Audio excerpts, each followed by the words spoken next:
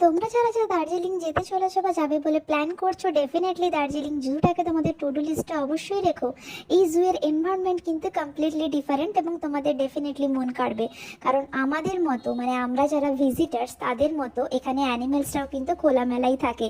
But না না না না, এটা ভাবার কোনো কারণ নেই যে তারা আমাদের অ্যাটাক করবে, এমন কিছুই না।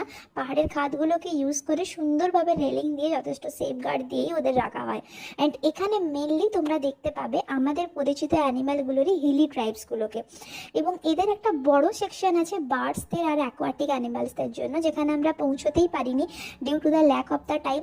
বাট মোস্টলি দেখো কি সুন্দর খোলামেলা বড় বড় গাছের মধ্যে ওরা খোলামেলাভাবে ঘুরে বেড়াচ্ছে।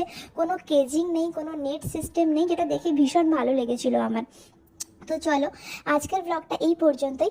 নেক্সট শর্টস আসছে, যেটা কিনা এই জুয়েরই একটা এক্সটেনশন পার্ট নিয়ে, মাউন্টেনিয়ারিং ইনস্টিটিউট, ওটার দেখার জন্য